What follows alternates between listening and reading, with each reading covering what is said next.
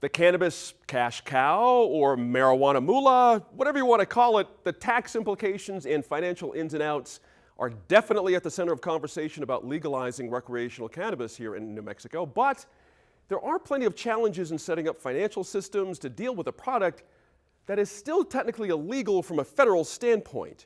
Here to clear up some of the haze around this complicated topic are some serious financial heavy hitters who sat down with NMIF correspondent Gwyneth Doland. My guests today are Rachel Spiegel, who is the Chief Executive Officer and owner at the Verdes Foundation, a medical marijuana company. Lee Monson is a financial market analyst who has studied the cannabis industry. And Richard Anklem, the Executive Director of the New Mexico Tax Research Institute. Welcome, all of you. Thank you. Rachel, I want to start with you. You have opposed the idea of legalizing recreational marijuana in the past, but this bill is different. What do you think about this bill in particular? Sure. Yep. I'm still a little hesitant in that I think that we need a really strong platform, a really strong foundation in order to support both the community and the industry side of this initiative. That being said, what I like about House Bill 356 is that they have made some adjustments to make sure that it supports the industry and is more financially sustainable to make sure that the industry can continue to serve the community in the way that it's intended to. And you mean the medical industry? I mean the producers that already exist, yes, and have been currently appropriately serving their community, but also looking to the future and what this means to have a sustainable economic model that's going to really create jobs and development within our communities all across New Mexico. Interesting. Richard, we've been talking for a long time about legalization of marijuana, recreational marijuana, as one way to solve some of our budget problems, to tax it and regulate it. You know, this year oil and gas is doing well, but when it's not, this is a much bigger potential cash cow. Is pot the answer to all of our problems? It's not the answer to that problem. It won't solve the state's fiscal crisis or fiscal needs. It can help. There's money associated, of course, with standing up programs and regulatory structures and things of that nature. But all said and done, it will raise some money for the state and local coffers. This proposal includes local governments. But no, it's not going to pay off the underfunding of schools or anything like that. The Tax Foundation did a study that suggested it was anywhere from 38 to 65 million in 2016. A couple years ago, they suggested, based on the experience in Colorado, that it's probably a little more than that, depending on the rate that you impose. So it's real money, but it's not like oil and gas revenue or gross receipts tax revenue to the state general fund. And you mentioned that this money would go to the state, but also to local governments. Correct. And so that means the state wants to impose a tax of 9% on retail sales, but it's allowing local governments to add a little 3% cream at the top there. Yes, I think it's the only state that I've seen that's done this without the local jurisdictional issue. This proposal is structured like our gross receipts tax, where the local governments, the counties, can impose up to 3% in 1/16th increments, and so can the municipalities, only within their own boundaries, not overlapping, like some of the county increments are today. So that if a county and the city both imposed a 3% rate, you would see a 12% rate in no matter where you went. And this proposal would take the gross receipts tax off of medical marijuana. That's the conversation in the room, to incentivize patients to stay in the medical program and to continue to capture a market where we're serving truly medical individuals, to not penalize them with a GRT that they're not currently having to pay on other types of pharmaceuticals. And that's because they buy different things. They need different kinds of pot, right? And different products, different forms. Not necessarily true. A human, we grow cannabis for humans. We don't necessarily grow cannabis specifically for one type of condition or the next. So being able to serve humans requires a vast diversity of products. Where I think that we could dial this in is by allowing medical patients to have access to higher concentrations of THC. The fact that they're needing to consume so consistently throughout either their day or their weeks means that they need higher levels of THC values that the general public does not need access to. Interesting. Lee, one of the things that lawmakers have been saying for a long time is, well, hey, now let's not get hasty. We want to see what other states are doing. Well, now it's been a while, right? So you've been watching it. Right. What do we know about how this has happened in other states? Looking at the money, really, the taxes. Well, let's look at the taxes, because California got about 40% less in revenues than what they thought, right? And that's because they failed in so many ways, but they mostly failed to knock out the black market trafficking, the unlicensed dispensaries, right? And you've got a lot more unlicensed dispensaries operating in clear sight of law enforcement right now, say in LA County, right? And there's a lot of reasons why that is. One is the layering of taxes. When you're having to grow, you have to process, you get to retail. When you tax every single thing there, it makes a product that's so expensive by the time it gets to retail, it fails. And of course, I'm talking about the state of California. You get into other places like Denver, many people will say up there, Denver is the model. Why don't other states just copy us, just put it in the copy machine and pass that legislation? They're very cocky up there, right? But you've seen in the stores how they've been able to bifurcate and make these sort of like walls in between the medical and the retail side. They have the type of enforcement that's together up in Colorado where they can monitor, enforcement can monitor from seed to flower. Now, nobody's going to like everything, right? But we have seen, I think, to what Rachel is saying, the problem in Washington state when all of a sudden they want to go from medical to recreational, and then the medical, it just falls apart. So I think that you have to remember, part of it is not making prohibition through taxation, number one. The second thing that we have to think about is, are we going to encourage local businesses? So let me take the first one first. When we're talking about not discouraging this with taxes, we're talking about a maximum of 12%. Richard, you're the one who studies this all day. Is 12% reasonable? How does it look? Well, the first states, when they originally adopted this approach towards legalization, they thought of it as a cash cow, and they had fairly high rates. Most of those states have dialed those rates back because of what Mr. Munson said. It was not doing what they wanted in terms of the policy objective of getting the black market out of the market. Since then, the more recent proposals have been more modest in the 15% range. Now, keep in mind the gross receipts tax would apply as well as the cannabis tax, or cannabis products tax, as it's called. So now you're looking at 12% plus. If you're in Albuquerque, it's close to 8%. So you're looking at around 20%, depending on what jurisdiction you're in the state, and that's probably on par, maybe even a little on the low side with what you're seeing in other parts of the country.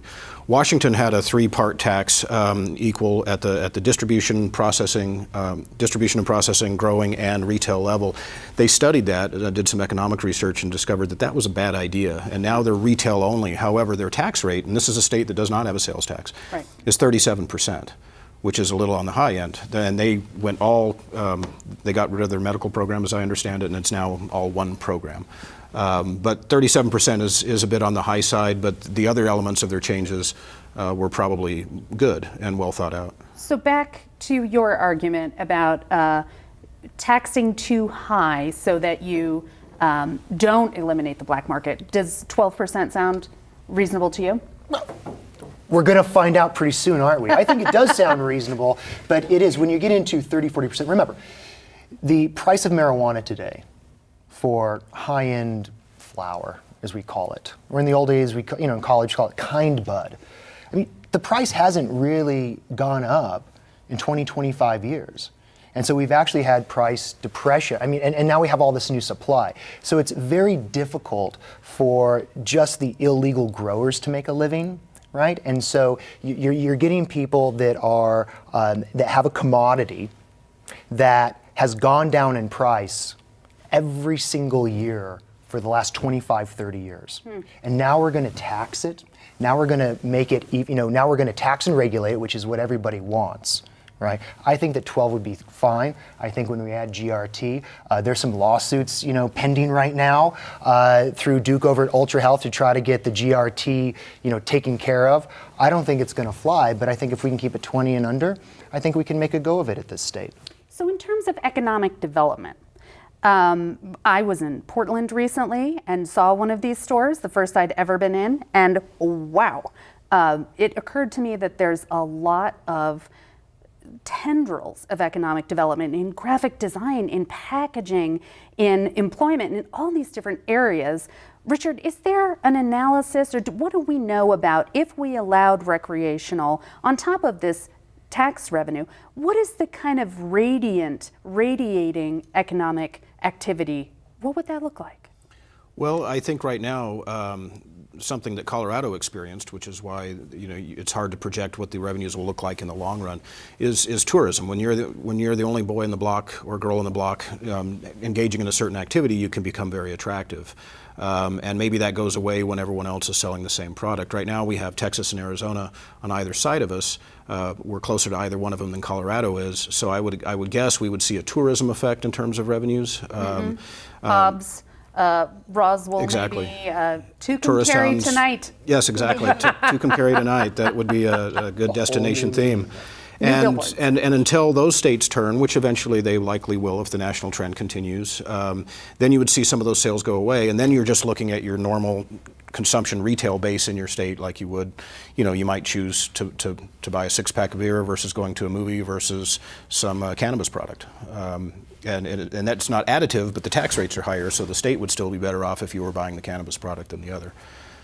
And we don't want to lose that business to Denver, because if you go and you ask kids getting ready for spring break in colleges, they say, "What are you going to do?" They say, "We're going to go do spring break up in Denver." Right. Because it's legal up there. So we're losing our own dollars. Plus, we're losing our own graduates. So a huge case for this industry is to create more entrepreneurship for the graduates that are coming out of higher ed. We need to incentivize these kids to stay here. And I've done stories about this in the beer industry. The number of chemists who now have jobs in labs at breweries is amazing. We have 2 chemistry degree employees that work for us at the Verdes Foundation. And we have a strong internship program with higher ed institutions around New Mexico to make sure that we're continuing to capture that interest. Plus the ancillary businesses that we're utilizing, like you mentioned, the marketing side, general contractors, accountants, yard services. We employ all sorts of contractors that come in and are able to provide for their families and their businesses because we're good for business, even benefits. Let me ask you something about money. Are you able to bank normally here in New Mexico? We're really blessed in New Mexico to have strong banking. We have a really strong partnership with one of the best banks in the state of New Mexico, who are really favorable in working with our industry to make sure that we are highly regulated, to make sure that we're doing things right on our sides, and then that allows for a level of transparency that's really brought us out of the shadows. And so we have a foundation here. If we go the legal route, we have a banking situation that's working for you guys already. Now, Lee, I want to come back to that second point that you talked about that I forgot about until just now. But you were talking about encouraging local companies to do this business and not bigger out-of-state companies. What's the concern here? Well, it's like anything else. Let's just use the microbrewery phenomenon, the miracle of microbreweries in this town of Albuquerque. You can buy Budweiser any place, right? It's still a top seller of beers. But we've managed to get a homegrown, this everything artisan, and that's a trend, that's a consumer trend, is everything artisan, right? From your soap to your beer to whatever. And we've seen the effect. We've seen all the things we're talking about, constructing new places, hiring more people, but it's done inside the state. And I know, you take it's like Marble Brewery. I'm sure they'd love to sell beer all around America. They don't even have enough beer to even mostly sell here. If we allow interstate marijuana sales, what's going to happen, in my opinion, is that it'll flood the market with cheap stuff. It's going to put a lot of pressure on Rachel and other people who've been here serving the community for many years. And we're going to lose the opportunity because the people who own those things are not circulating that money inside of the state of New Mexico. And then all the marketing people, that'll be at headquarters. All the design work, all the website work, all the ancillary things, we're going to be left with low-paying jobs of just people working minimum wage, selling a product versus creating, marketing, innovating. And then we'll also lose the opportunity that state-chartered banks have, which is to figure out the holy grail, which is merchant banking, and figure out how to do lending and banking locally so that a local banker can catch a spread, not Bank of America, not Wells Fargo, who basically shunned and insulted the industry in general. And it's a huge problem because we're going to have to deal if this thing goes recreational. How are we going to pay the state of New Mexico their tax? Yeah. Up until last year, California had a major problem. California, nobody thought about that. You could only pay your taxes electronically through a federal wire system, which is a no-no with cannabis. And if you paid it in cash, there's a 10% penalty. Yeah. Well, enough people just said, come on, and state of California said, yes, we agree this is a damn problem. But we don't want these missteps. How embarrassing that would be the state of New Mexico when we can see the mistakes elsewhere. Let me ask, we only have a minute left here, and I want to ask you, what happens, this is not happening anytime soon, but I'm looking at my crystal ball. What happens if marijuana is legalized at the federal level across the board? What happens to you? Briefly. I don't have a 5-second answer to that. I think that a federalized program would be very challenging for us to continue to exist and make sure that we're serving the individual needs of a New Mexico market. I think when you look to Canada, you can see that there's really great opportunity that program has allowed, but there are also restrictions on the economic development aspects. I'm hopeful that by providing the customer service that we do at Verdes and that direct care of the patient that comes through the door or the consumer, that will always have a niche market by being a boutique cannabis supplier. Last question, and I want your prognostications here. Is it gonna pass? Oh, wow. I would have said no until this past weekend. I think the fact that they've tied some of the medical initiatives into this bill, I'm a 50-50 split, but I'm gonna put the line in I'm gonna say yes. Oh my goodness. I know. Richard, what do you think? I'll hedge. I'll say the chances are better than they've ever been. But there's a lot of political dynamics in Santa Fe, and the clock can run out. You never know for sure. Right. But the odds are better than they've ever been. And the fact that they're doing it by legislation, I think even the detractors would suggest that it's better done that way than through constitutional amendment like they were thinking about before. Because then if you make a mistake, you can fix it. You don't have to go to the voters and have all the mess that other states have run into as a result. Lee? 100% of the problems in California is having to go back to the voters on every little thing. So this better pass, and we better get started, and there's going to be a bunch of mistakes and a bunch of things. We'll sit 6 months from now and say, why didn't we see this? And that's okay, because they can fix it about 50 miles from here. And just to say one more thing, I think they can fix it if they move some of it into rules. The fact that so much of this is in the statute is slightly concerning to me, that they would have to open it up under an arduous process. Interesting. Thank you three so much for this great conversation about this possibility.